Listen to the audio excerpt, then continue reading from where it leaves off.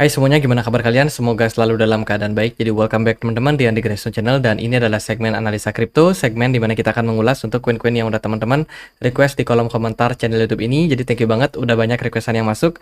Hari ini kita akan bahas soal RLC sama satu lagi VIC ya, atau VIC Coin teman-teman. Jadi kita akan mulai pembahasannya dulu dari RLC, atau namanya adalah iAccess RLC. Hari ini untuk token RLC itu diperdagangkan di kisaran level 26.900. Ini adalah sebuah penyedia komputasi terdesentralisasi berbasiskan dengan blockchain, teman-teman, di mana ada beberapa project yang terkait atau yang mendapat dukungan dari project RLC ini ya. Salah satunya adalah bidang big data atau AI juga, termasuk kesehatan, rendering, dan juga fintech, teman-teman. Dia juga bisa mensupport yang namanya cloud ya, sistem penyimpanan berupa cloud. Jadi kalau kita perhatikan dari informasinya, ini adalah sebuah project yang running di Ethereum blockchain, teman-teman, dengan platform cloud iAccess, teman-teman. Jadi kalau kita perhatikan, merupakan singkatan dari Run of Lot of Computer. RLC adalah aset kripto yang memudahkan pengguna untuk melakukan pembayaran konvensional secara aman.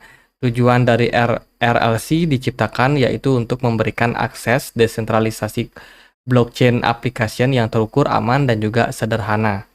Untuk sumber daya komputasi yang dibutuhkan, teknologi ini menggunakan smart contract dari Ethereum yang memungkinkan menciptakan infrastruktur cloud virtual untuk membantu memberikan layanan komputasi kinerja tinggi. Inovasi yang dihadirkan itu adalah mengembangkan platform unik untuk membantu pengguna data besar atau big data untuk aplikasi komputasinya, teman-teman. Kemudian ada ketersediaan kinerja komputasi yang tinggi. Bisa dibilang ini menawarkan kemudahan ya, dan software telah banyak digunakan untuk berbagai disiplin ilmu, termasuk aeronautika, pemrosesan sinyal, keuangan, fisika energi, teknologi, dan lain sebagainya. Itu di Twitter mereka bisa dibilang ya tidak terlalu gimana-gimana sih, jadi biasa aja menurut saya untuk komunitinya. Ada beberapa memang upgrade yang mereka sudah lakukan, dan mereka cukup aktif ngepost di sosial media, teman-teman, di Twitternya ya. Jadi buat teman-teman yang mungkin mau tahu nih roadmap apa yang mereka kerjakan sekarang, ini ada sih yang nge-tweet, teman-teman, dari Zeker ya. Zeker ini kayaknya dia suka sama project dari Access ini, teman-teman, menawarkan dengan ya menghadirkan teknologi AI ya pada tahun 2024 dan juga pemrosesan yang lebih terkini. Kedepan mereka akan upgrade untuk AI, teman-teman. Jadi ini bisa menjadi sentimen yang positif sih. Dari website resminya Access X ya, ini adalah salah satu platform yang membantu kita tentunya untuk transaksi, teman-teman. Ya itu sih, mereka support untuk Web3 marketplaces, kemudian Oracle Factory, Confidential Computing, sama SDK atau Software Development Kit. Menurut saya biasa aja. Kalau kita perhatikan dari pasarnya sendiri, dia bisa diperdagangkan di Binance, Coinbase, KuCoin, Kraken, dan lain sebagainya. Untuk supply-nya sendiri, token ini ada di 87 juta, sementara dari supply yang beredar itu sekitar 72,3 juta. Dari volume perdagangan sempat meningkat, tapi ya pergerakan harga nggak terlalu naik juga, teman-teman. Itu mari kita lihat untuk pergerakan chartnya atau harganya. Overall sih sideways sejak pertama kali listing di Binance di kisaran 2019 sampai sekarang, ya nggak terlalu gimana-gimana, teman-teman. Jadi harganya pun ketika bear market 2021 itu ada di kisaran $20 dan turun cuma mentok sampai 0,6, kemudian udah rebound lagi, dan sekarang tampaknya bergerak dalam tren peningkatan jangka pendek. Ada volume perdagangan yang meningkat. Ini kita pakai time frame weekly by the way. Kemudian smart money juga udah mulai muncul. Sepertinya sih dalam jangka waktu pendek ini akan dapat momentum untuk bullish, teman-teman. Sekarang dia udah terlihat breakout ya dari symmetrical triangle. Semoga ini bakalan disupport oleh volume perdagangan yang lebih besar ke depannya sehingga bisa mendukung pergerakan harga yang lebih tinggi. Bila dilihat dari technical, sementara area target resistance ada di kisaran 0,3 dolar. Itu target yang berpeluang untuk dicapai dalam jangka waktu dekat untuk RLC.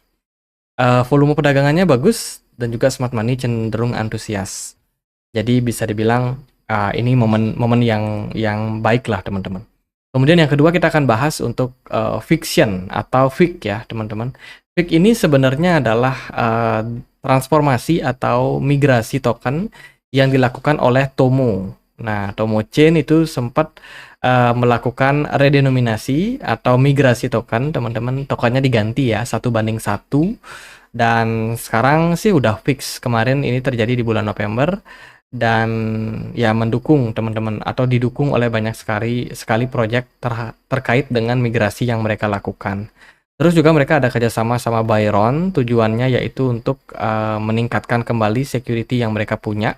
Byron integrate with Fiction, Zero Gas, and High Security layer pertama.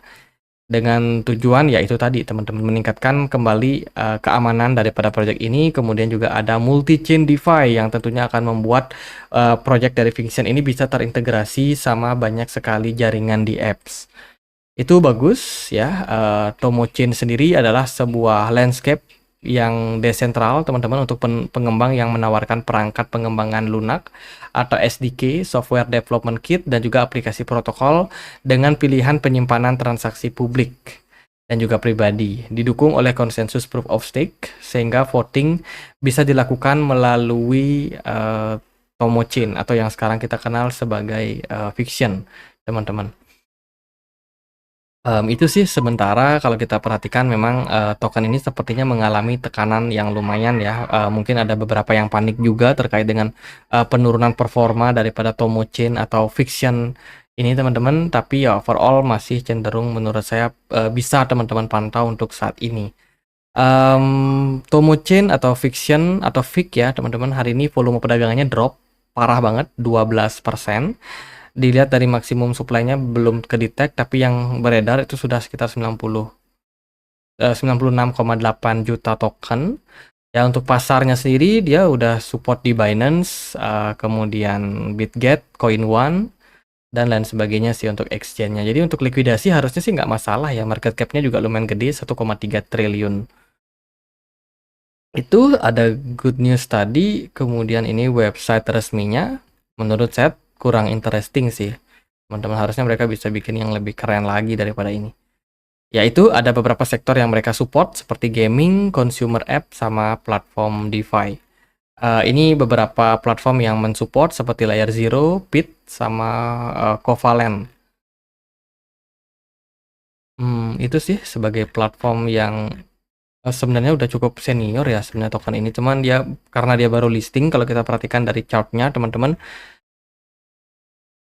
downtrend cukup parah, nyungsep teman-teman. Ketika dia good news justru malah harganya drop ya lumayan signifikan dengan volume perdagangan yang cenderung stabil, tapi smart money memang tidak terdetek, tidak kelihatan dari marketnya teman-teman. Jadi menurut saya sih untuk sekarang masih dalam tahap downtrend. Sampai mana turun saya jujur belum tahu, belum ada support berikutnya yang cukup kita bisa lihat ya teman-teman. Sekarang sih sementara pergerakan dari Tomo atau FIC ini cenderung downtrend dan belum terlalu ada semacam counter yang signifikan terhadap pergerakan turun ini. Jadi belum ada yang bikin harganya melonjak naik.